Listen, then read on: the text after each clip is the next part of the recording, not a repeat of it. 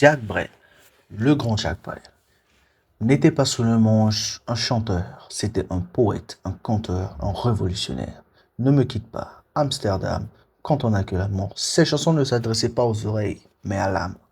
Parti de Belgique, il est devenu l'un des plus grands artistes de chansons françaises et du monde. Sur scène, il était passionné, fou, électrique. Lors de ses concerts, il transpirait, son âme coulait dans ses chansons. Mais la vie privée de Jacques Brel était aussi dramatique que ses chansons. Dans les années 1960, au sommet de sa carrière, il a quitté sa femme et ses trois petites filles. Il les a laissées à Bruxelles et a commencé à vivre à Paris avec sa maîtresse.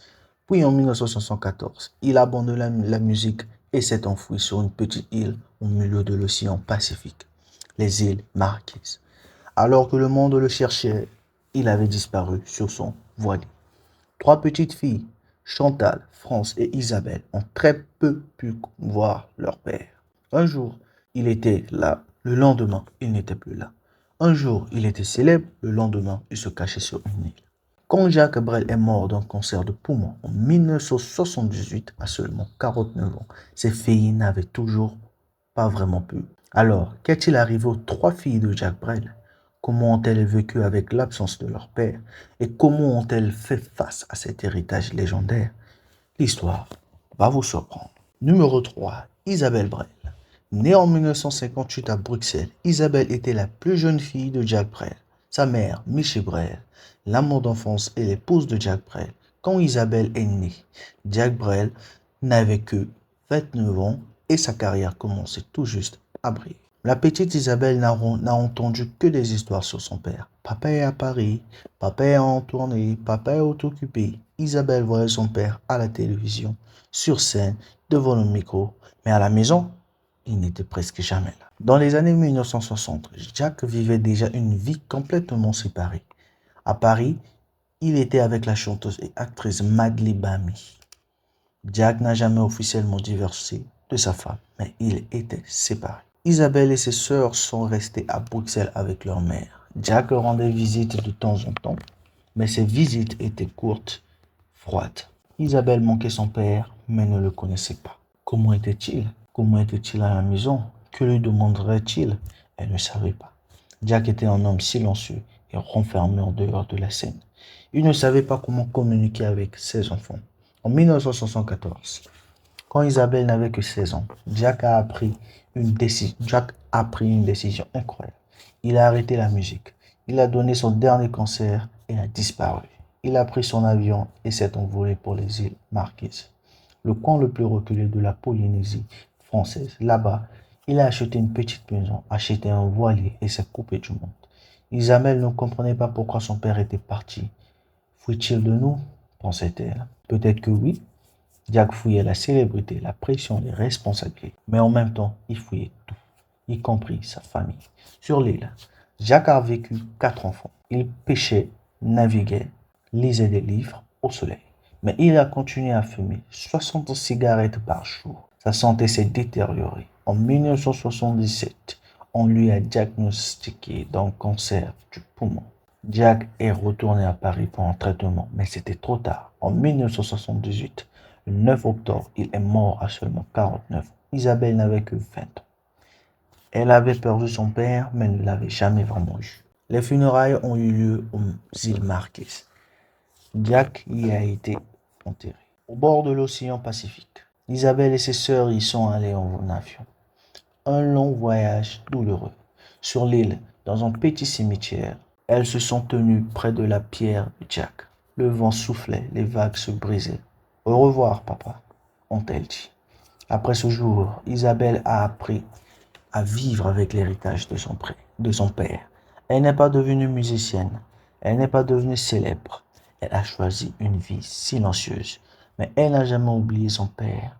Des années plus tard, dans une interview, elle a dit: mon père est toujours resté un mystère pour moi. J'ai essayé de le comprendre, mais je n'y suis jamais parvenu. Aujourd'hui, à 66 ans, Isabelle Brel vit en Belgique avec ses sœurs Chantal et France. Elle préserve les œuvres de son père, mais Isabelle est toujours la plus silencieuse. Elle est la fille qui a le moins connu son père. Numéro 2, France Brel. Née en 1953 à Bruxelles, France était la fille du milieu. Sa mère Michel, son père Jacques.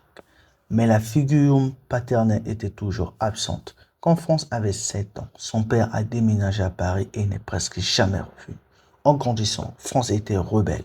Pourquoi papa n'est-il pas là? Demandait-elle. La réponse était toujours la même. Il travaille. Mais France comprenait. Son père ne les avait pas choisis.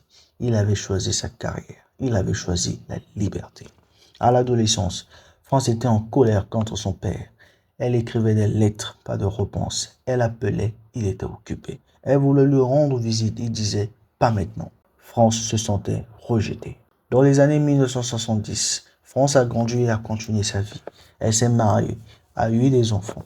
Mais la relation avec son père est toujours restée distante. Quand Jacques s'est enfoui sur l'île en 1974, France n'a pas été surprise. Je m'y attendais, a-t-elle dit. Il a toujours fui.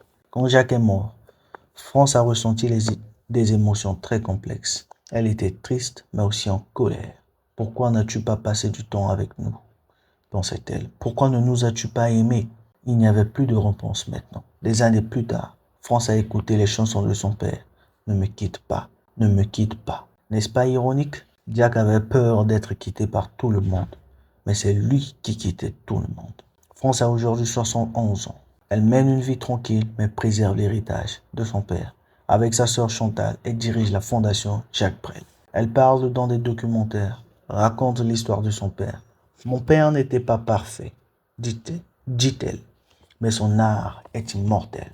Si vous aimez ce type de contenu et que vous voulez découvrir les histoires méconnues des familles de célébrités, n'oubliez pas de vous abonner à la chaîne et d'activer les notifications. Nous passons maintenant à la partie la plus dramatique de l'histoire. Numéro 1, Chantal Brel, née en 1951 à Bruxelles. Chantal était le premier enfant de Jacques Brel. Jacques n'avait alors que 22 ans, jeune, ambitieux, plein de rêves. Il n'était pas encore célèbre, mais il savait qu'il allait le devenir. La petite Chantal a passé le plus de temps avec son père. À la fin des années 1950, Jacques était encore à la maison. Il ne s'était pas encore vraiment enfoui. Chantal regardait son père jouer de la guitare, écouter ses chansons. Un jour, je serai très célèbre, disait Jacques. Et il est devenu. Quand Jacques a déménagé à Paris dans les années 1960, Chantal avait 9 ans.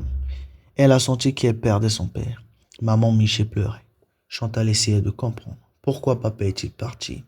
Quand reviendra-t-il? Mais il n'est pas revenu. En grandissant, Chantal a pris ses responsabilités. En tant qu'aînée, elle s'est occupée de ses petites sœurs, a soutenu sa mère. Nous devons être fortes, disait-elle. Mais au fond d'elle, elle manquait son père. La vie de Jack à Paris, elle apprenait par les journaux. Jacques Brel vit avec une nouvelle femme. Jacques Brel crée un scandale. Chantal avait honte, mais en même temps, elle était curieuse. Comment était vraiment son père? Dans les années 1970, Chantal est allée à l'université, a continué sa vie. Elle s'est mariée et a eu des enfants. Quand Jacques a appris qu'il avait un petit-fils, il était heureux, mais n'a pas rendu visite.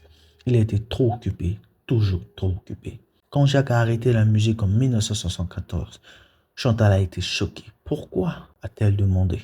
Elle n'a pas obtenu de réponse. Jack a écrit une lettre. Je veux être libre maintenant. Libre? Il n'avait jamais été là pour sa famille de toute façon. Quand Jacques est parti sur l'île, Chantal lui a écrit des lettres. Comment vas-tu, papa? Ta santé va bien? Les réponses étaient courtes, distantes. La plume de Jacques s'exprimait dans les chansons, mais dans les lettres, elle se taisait. En 1977, la terrible nouvelle est arrivée. Jack avait un cancer. Chantal a voulu prendre l'avion immédiatement, mais Jack a dit non. Je ne veux pas que tu me vois comme ça. Chantal a supplié, mais Jack était têtu. Finalement, en 1978, Jack est retourné à Paris pour un traitement. Chantal l'a vu amaigri, fatigué, épuisé. Papa, a-t-elle dit en larmes. Jack a souri. Chantal, ma grande fille, ma grande fille. Quelques mois plus tard, Jacques est mort. Chantal était à ses côtés, dans son dernier souffle. Jacques a dit pardon, pardonnez. Pardonnez quoi? L'absence, l'abandon, la distance. Chantal a tenu sa main. Je t'aime, papa. Je t'aime, papa. Après les funérailles, Chantal a pris une décision. Elle préserverait l'héritage de son père. Elle a créé une fondation, rassemblé les archives, publié les œuvres, les chansons de Jacques Brel, ses films, ses lettres. Tout a été préservé grâce à Chantal. Aujourd'hui, à 73 ans, Chantal Brel est la gardienne la plus fidèle de son père. Elle parle dans des documentaires, organise des expositions, écrit des livres. Mon père n'était pas un père parfait, dit-elle, mais c'était un artiste extraordinaire et je lui ai pardonné. Conclusion. L'héritage de Jacques Brel n'est pas seulement sa musique, ce sont aussi ses trois filles. Chantal a pardonné à son père et a préservé son héritage. France s'est confrontée à son père, mais le rappelle avec respect. Isabelle n'a jamais vraiment pu connaître son père, mais continue de chercher. Jacques Brel n'était pas un bon père, mais un artiste magnifique. Ses filles le savent. Et peut-être c'est suffisant. Peut-être que l'art est parfois plus fort que la famille. Peut-être que le véritable héritage de Jack n'est pas ses enfants, mais ses chansons. Mais Chantal, France et Isabelle sont là. Elles vivent encore. Elles se souviennent encore. Et chaque fois que Ne me quitte pas joue, elles pensent à leur père. L'homme qui les a quittés mais qui reste pour toujours avec elles à travers ses chansons.